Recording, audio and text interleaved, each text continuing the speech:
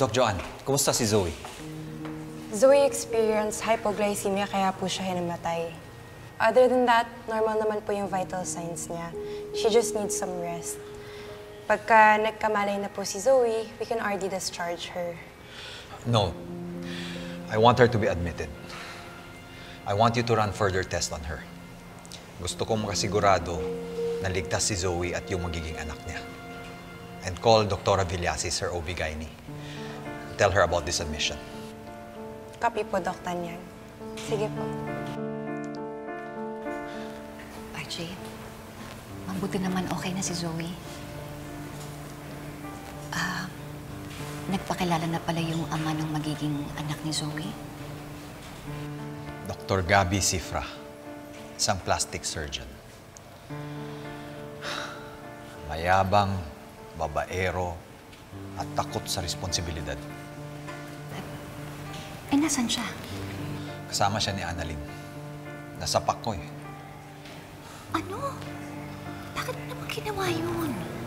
Talaga? I-admit si Zoe? Well, for observation lang naman. Yun kasing gusto ni Doc RJ. Nakaharap kasi ni Doc RJ yung totoong nakabuntis kay Dr. Zoe, kaya nagkagulo kanina. Ay! Nakilala na ni Doc RJ kung sino nakabuntis kay Zoe? Doc Lindon, buti pa magaling na kayo. Kamusta? Oh my God! I'm good. I'm better now. Ay! Ano meron? Ba't nandito ka? Hindi, may usapan kasi kami ni Doc Annalyn. Sasamahan niya ako sa Tiangge. Hanggang ngayon, hindi pa siya sumasagot.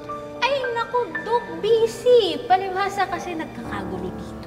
Totoo. Nagkaroon ng Jumbagan Blues kanina, kaya ang ending sa ER. Yes. What? Nurse Karen! Nurse Eva! Po. Ito ang latest! Ay, ano po yan? Bakit? Ano meron? Ang nakabuntis pala kay Zoe ay isang doktor! Ha?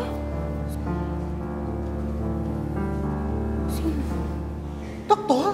Taga dito sa Apex? Yan ang hindi ko pa alam. Kulang. Teka, hindi kaya yun yung lalaking ginagamot ni Dr. Santos kanina? Kasabay kasi nang dumating si Doc RJ dito sa Apex noon eh.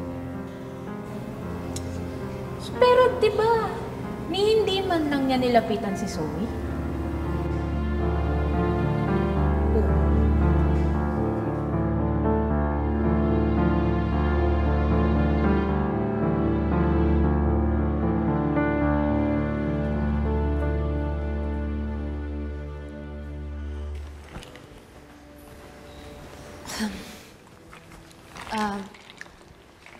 Dr. Cifra.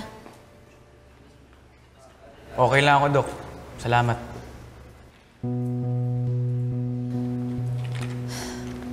Ikaw ba talaga yung tatay ng pinagbubuntis ni Zoe?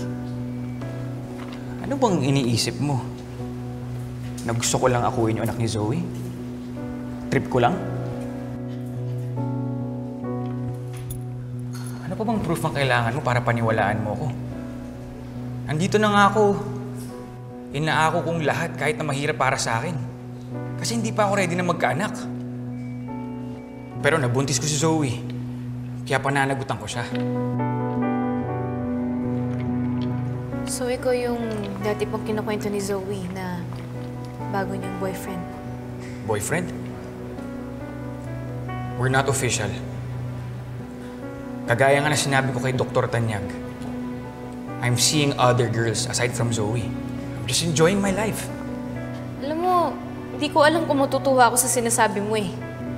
Pero mukhang kailangan kong tanggapin na ganyan ka talaga magsalita. At ganyan yung relasyon niyo ni Zoe. As long as paninindigan mo yung kapatid ko, wala akong right na pagsabihan ka sa dapat mong gawin. Pero Dok, may papakiusap lang ako sa'yo. Ngayon na magkakaanak na kayo ni Zoe, sana naman wag mo na siyang isabay dun sa mga babae mo. Sana maging seryoso ka sa kanya. Hindi lang para kay Zoe, kundi para sa magiging anak ninyo. Why would I even bother listening to you? Ang bata mo pa. Nagka-boyfriend ka na ba? Genius ka nga, pero naive ka sa totoong buhay. I heard, ikaw nga daw yung nagpapakalat dito sa Apex sa pagbubuntis ni Zoe. Dok, hindi ako Kung mahal mo ang kapatid mo, bakit mo ginawa yun? Ano, para sirain siya?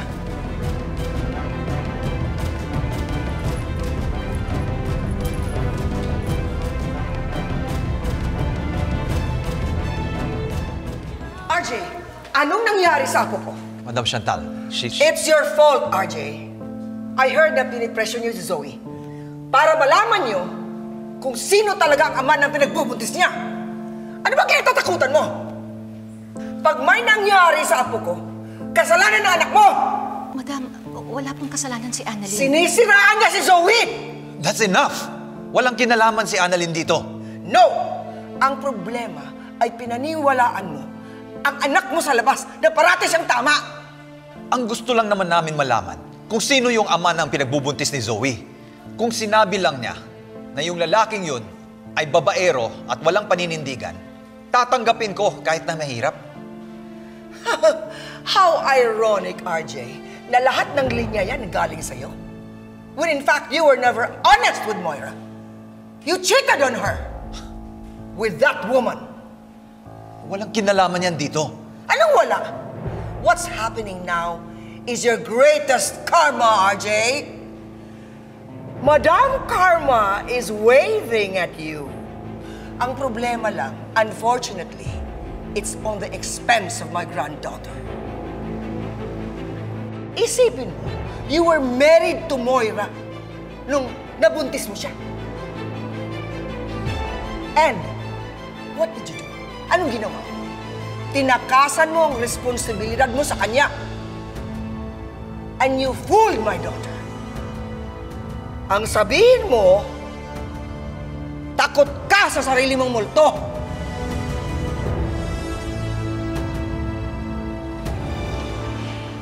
Let's go down.